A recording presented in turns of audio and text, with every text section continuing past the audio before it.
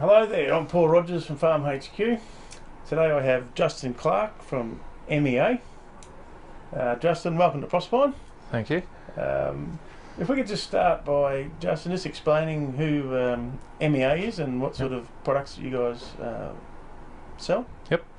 Okay, so MEA is an Australian company based down in Adelaide. They've been around since 1984, so 32 years. And yeah, we deal with soil moisture and climate monitoring equipment. That's our main business. Yeah, right. Yep. So we've had a little bit to do with your basic GDOT units in the last 6 months, with soil moisture monitoring of the new rice crops up this way, as well as in some sugarcane. Could you just explain the basic GDOT units to our audience today? Yeah, we've got a couple here with us today, so we can just explain the different components. So we've got the sensor itself, which is a gypsum block, and then that plugs into the GDOT display. We've got a demo one here, which will just show us what things show up like. So the gypsum block gets installed into the crop. Normally put a block into the middle of the active root zone. Now when the profile is wet, all the dots will be flipped over yellow to show that the profile is full. Then as the crop is extracting water, the tension increases and these dots will flip down as it dries out. So what the gypsum block is measuring is the soil tension, so how hard the crop is having to work to extract the moisture from the soil. So different crops will have a different tension reading when they need to be irrigated again, and we've got a range of those kilopascal readings indicated down the left hand side of the display. It's a nice simple visual tool, low maintenance, runs on a couple of AA batteries, and yeah, typically we'll get at least 2 years out of the batteries. Yep. Over time the gypsum tablet inside the gypsum block will dissolve, but you can just buy a replacement gypsum block that will plug, and you can continue using the original display. Excellent. Yep. So they're simply just a display. The grower drives around his farm, he has that on a star picket, and he can go, I start my irrigation cycle when I get down to two or three dots, yellow dots on the bottom, and that lets him know when he's got to start to irrigate. Yeah. Excellent. So it's not logging data or anything like that. It's purely a visual tool that the grower has to go past and check, but being so bright and visual, it's something that they can quickly look at as they're driving past, see where they're at, and that's pretty good. They retail for about $300. Yeah, $290 plus GST will get you everything there. Also comes with some screws and some cable ties to help fixing the display to a post or a star picket. Yeah, right. That sort of thing. Yep. So, I guess good starting point. But for the guys who want a system that gives them some feedback, it gives them record keeping for the best management plan these days. We need to show records of how and why we're irrigating and how much we're irrigating. Yep. You guys have got a fairly new system out, the Plexus? Yeah, so the Plexus system has been out for going on 3 years now, I suppose, but compared to the GDOT, it's a fairly new product. So the Plexus is what we call a self-healing radio mesh network. Basically what that means is the field stations in the paddock create a network to get the data back to a hub, and the role of the hub is to send the data from the field stations up to the cloud, and that data is displayed in a platform called GreenBrain, which the grower can access from their smartphone, tablet or PC. All the units are solar powered, so the field stations have this little solar panel built into them.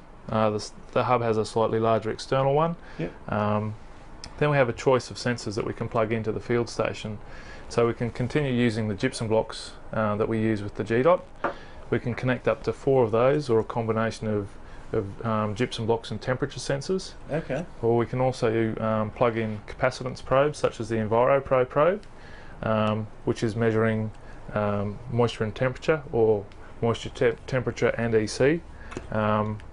With that, they come in a range of different sizes. So this is the 40 centimetre model. They do an 80, a 120 and a 160 centimetre model. They're taking readings every 10 centimetres down the probe, and all that data is fed back to a field station. You can connect up to two probes to a field station. The data from the field station is sent via radio back to the hub. Yep. We work on a kilometre line of sight between field station and hub. If the field station can't get back to the hub directly, but there are other field stations in between, they can hop the data from one to another, and they can do that up to 5 times. So you can cover a reasonable area. Other things that we can plug into the field stations are a tipping bucket rain gauge. Yep. So particularly for guys who've got multiple or remote farms, they can have that rainfall data coming in as well, which will be displayed in a couple of ways in GreenBrain. Firstly, it'll be displayed as a 24-hour total, which is a little bar graph that pops up on the soil moisture graph. And it'll also give us a line graph giving an indication of the intensity of the rainfall event.